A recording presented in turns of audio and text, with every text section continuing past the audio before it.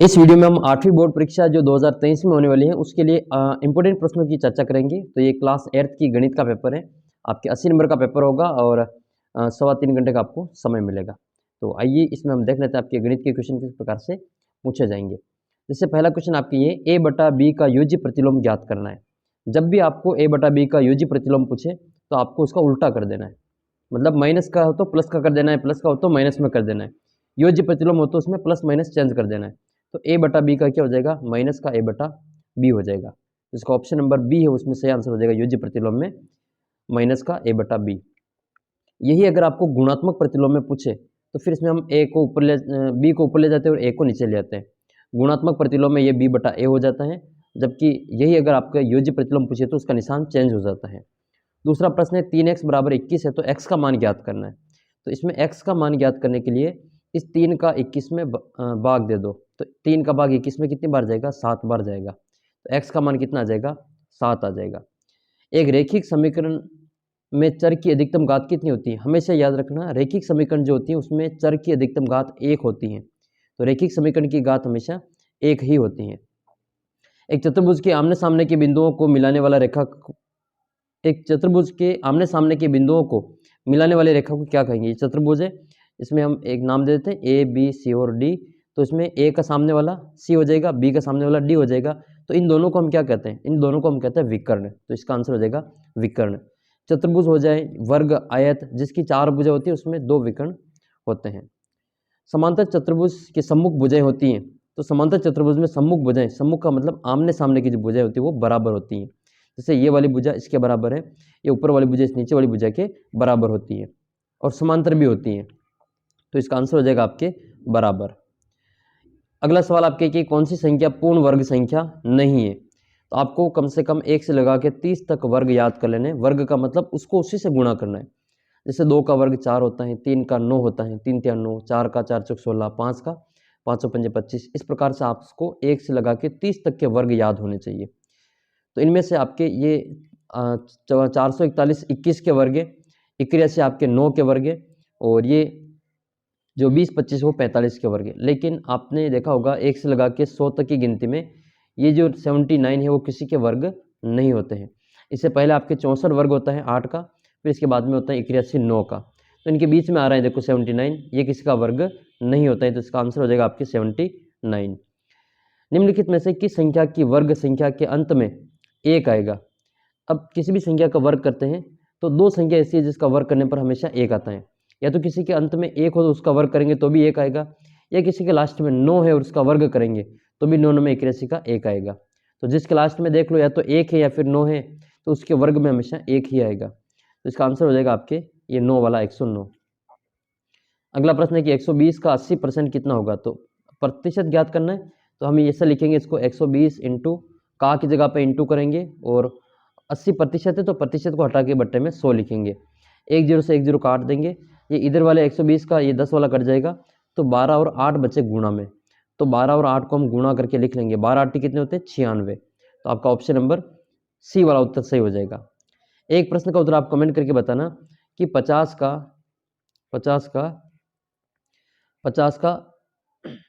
जो 50% है वो कितना होता है। 50 का 50% कितना होता है। अगला प्रश्न आपके ये त्रिभुज के तीनों कोणों का योग कितना होता है। तो त्रिभुज के तीनों कोणों का योग हमेशा 180 डिग्री होता है और प्रत्येक कोण अगर बराबर है त्रिभुज का, तीनों ही कोण अगर बराबर हैं 60-60 के तो उसको हम समबाहु त्रिभुज कहते हैं। तो समबाहु त्रिभुज के प्रत्येक कोण का मान 60 डिग्री होता है और 90 डिग्री के कोण को हम समकोण कहते हैं। जिसका मान 90 से कम होता है उसको हम न्यून कोण कहते हैं, जिसका 90 से ज़्यादा होता है उसको हम अधिक कोण कहते हैं। ये 360 डिग्री का जो कोण होता है वो एक बिंदु के चारों ओर 360 डिग्री का कोण बनता है। इसके अलावा किसी भी बहुभुज के सभी बाहरी कोणों का योग, बाहर के जितने भी कोण बनेंगे इन सभी की जो जोड़ होगी वो 360 डिग्री होगी। और चतुर्भुज के, आयत के, वर्ग के, इन सभी के चारों कोणों का जो योग होता है अंदर वाले, उनका योग भी 360 डिग्री होता है। मूल बिंदु के निर्देशांक बताने, तो मूल बिंदु के निर्देशांक होते हैं 0,0। एक्स का मान भी 0 होता है और वाई का मान भी 0 होता है। फिर आपके अगला सवाल है 6xy और 4x² का गुणनफल करना है। तो देखो 6 × 4 कर देंगे और 6 इंटू हो जाएगा xy × x²। तो 6 चौक तो हो जाएगा 24 और ये x एक ये रहा और एक्स स्क्वायर ये रहा, तो एक इसकी घात है, दो इसकी घात है, तो x की घात 3 हो जाएगी और y आ जाएगा, तो 24x क्यूब y हो जाएगा। 24x की घात 3y ऑप्शन नंबर ए में सही आंसर है। फिर आपका नेक्स्ट क्वेश्चन है इसमें, ये इसमें थोड़ी सी मिस्टेक है, इस सवाल को भी हम छोड़ देते हैं, अगला सवाल देखते हैं। ये कह रहे हैं कि a माइनस बी का होल स्क्वायर किसके बराबर होगा, तो a माइनस बी का जो होल स्क्वायर करेंगे वो बराबर होगा a square plus B square और माइनस के 2ab के बराबर होगा। ठीक है, ये माइनस है तो यहाँ पे 2 के साथ में माइनस आएगा, और ये a प्लस बी का होल स्क्वायर है। जब दोनों के ऊपर स्क्वायर हो a square minus B square, तो उसको हम लिखते हैं a प्लस बी और a माइनस बी। ये आपके NMMS के पेपर में पूछा था। ये दो अंकों की संख्या ए बी को लिखा जा सकता है, तो उसको हम लिखेंगे 10a प्लस बी। दो अंकों की संख्या को 10a प्लस बी के रूप में लिखा जाएगा, ऑप्शन नंबर ए इसका सही आंसर हो जाएगा। फिर आपके अगला सवाल है ये 15/16 XYZ, और इसमें आपके XYZ का गुणांक बताना है। तो XYZ का गुणांक ये देखो 15/16 और XYZ, तो XYZ के गुणा में कौन सी संख्या है, ये है आपके 15/16, तो इसका आंसर आ जाएगा आपके 15/16। फिर रिक्त स्थानों की पूर्ति करनी है। समीकरण में हमेशा समता चिन्ह, जो बराबर का निशान होता है उसका प्रयोग करते हैं, तो ये बराबर को गणित में समता चिन्ह कहते हैं। तो यहाँ आ जाएगा आपके समता चिन्ह का प्रयोग किया जाता है, या बराबर के चिन्ह का प्रयोग किया जाता है। वर्ग की भुजाओं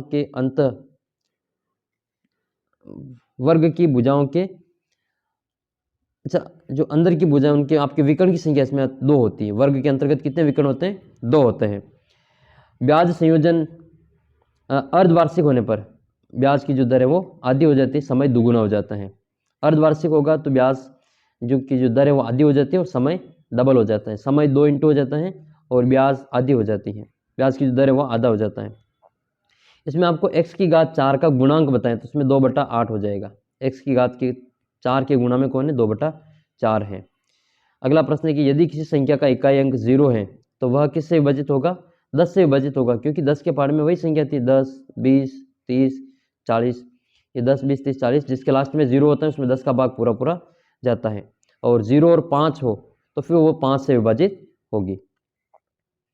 अगला सवाल आपका इसमें सरल करना है। इसमें आपको इस वाले सवाल को सरल करना है, तो इसमें हम लिखेंगे इस 16 को भी लिखेंगे 1/, ये माइनस में है तो ये 1 के बटे में 16 आ जाएगा, 1 के बटे में 16, और 1 के बटे में 16 यानी कि इसको हम लिखेंगे 16 को लिखेंगे 2 की घात 4, तो ये बटे में आ जाएगा आपके 5 की घात 3 बटे 2 की घात 4 इंटू 2 की घात -4।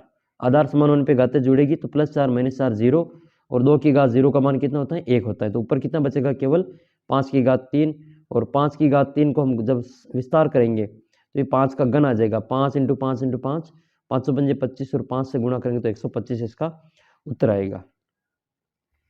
फिर आपके अगला सवाल, इसमें आपको घातांक रूप में लिखना है, तो सबसे पहले इसको आधार में बोर्ड मास के नियम से इसे कोष्टक को हल करेंगे, तो सबसे पहले आएगा ये आपका 4 की घात 3 + 4, और फिर भाजक आएगा आपके 4 की घात 3, 4 और 3 7 हो गए, तो 4 की घात 7 भाजक 4 की घात 3। भाग में आधार समान होने पे घातें घट जाती हैं, तो 4 की घात 7 - 3 बराबर 4 की घात 4 आ जाएगा। तो 4 की घात 4 का मान कितना आएगा, 4 इंटू 4 4 बार लिखेंगे, ठीक है, 4 इंटू 4, ये 4 चौक 16 और ये भी 4 चौक 16, 16 को 16 से गुणा करेंगे तो 256 इसका उत्तर आएगा। अगला प्रश्न आपका कि इसमें आपको योगफल ज्ञात करना है, तो इसमें आपको 6 कॉमन ले लेना है, लघुत्तम आ जाएगा 6, फिर ऊपर आ जाएगा आपके 5x + 7x + x, इन सबको हम जोड़ कर लेंगे, 5 और 7 12 और 1 13x/6 इसका आंसर आ जाएगा। अगला प्रश्न है 1/4 को प्रतिशत में बदलना है, 1/4 को प्रतिशत में, तो ये 1/4 है, इसको हम लिखेंगे 1/4। प्रतिशत में बदलने के लिए 100 से गुणा करते हैं, तो 4 का भाग 100 में कितनी बार जाएगा, 25 बार जाएगा, तो कितना परसेंट हो जाएगा, 25% हो जाएगा। इसी प्रकार से आप जो 3/4 को प्रतिशत में बदल के बताना है, इसका आंसर कितना आएगा। फिर इसमें आपके 8000 का घनमूल ज्ञात करना है अभाज्य गुणनखंड विधि से, तो सबसे पहले हम 8000 के अभाज्य गुणनखंड करेंगे।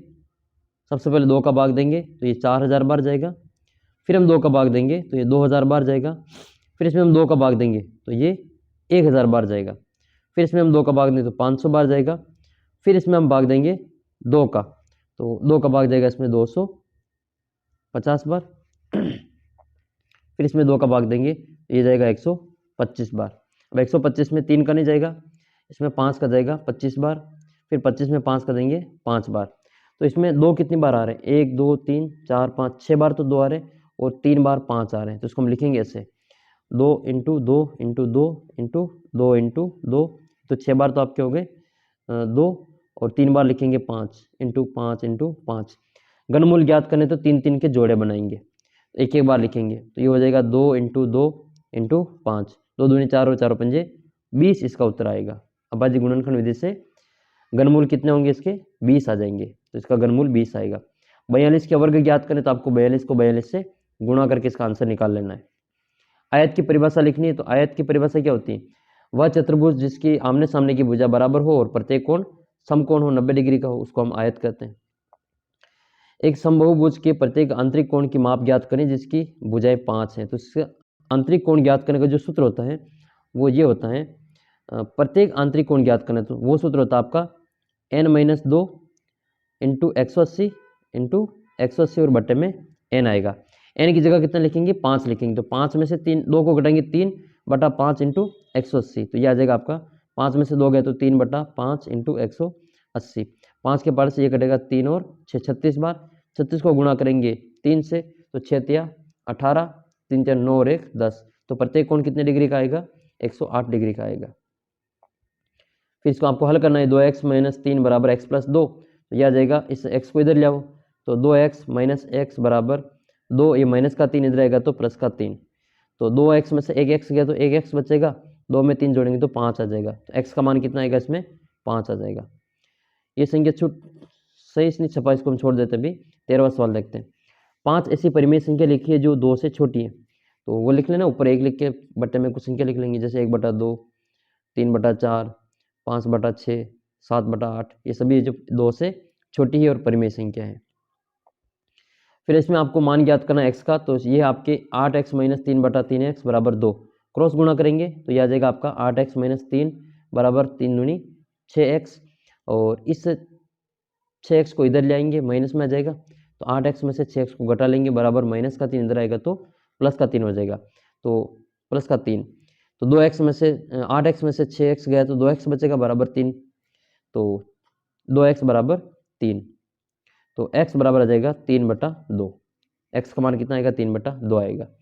इसमें आपको x y z का मान ज्ञात करना है। एक समांतर चतुर्भुज है, समांतर चतुर्भुज में आमने सामने की भुजा बराबर होती है, आमने सामने के कोण भी बराबर होते हैं, तो ये वाला कोण y का मान 100 के बराबर हो जाएगा, तो y का मान तो वैसे ही आ गया 100, और समांतर चतुर्भुज में दो लगातार कोणों की जो जोड़ होती है वो 180 डिग्री के बराबर होती है, यानी कि कोण ए और कोण बी को जोड़ेंगे तो 180 डिग्री के बराबर आएगा, यानी कि z प्लस बात करें 100 की तो वो 180 डिग्री के बराबर आएगा। z का मान ज्ञात करना, तो 100 को 180 में से घटा लेंगे, कितना आ जाएगा 80 डिग्री।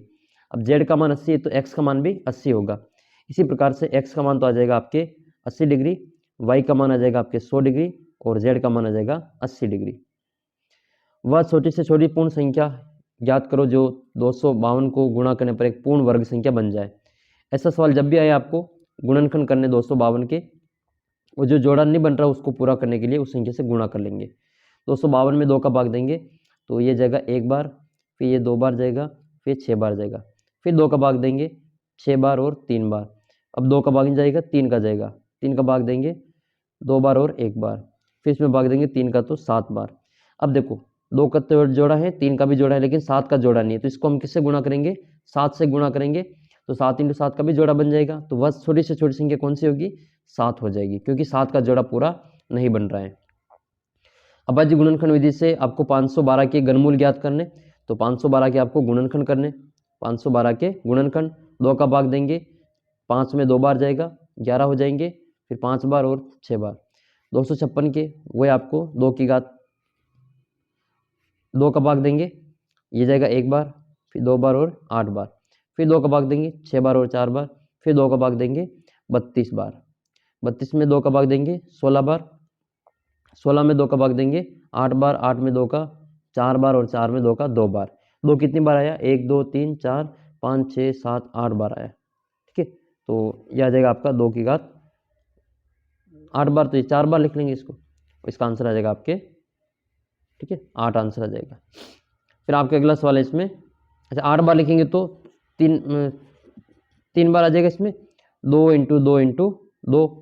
ठीक है। तो 2 दूनी 4 और 4 दूनी 8 इसका आंसर आ जाएगा। 8 का जो घन होता है वो 512 होता है। यहाँ पे आपको ऐसी संख्या ज्ञात करनी है, ए और बी का मान लिखना है यहाँ पे।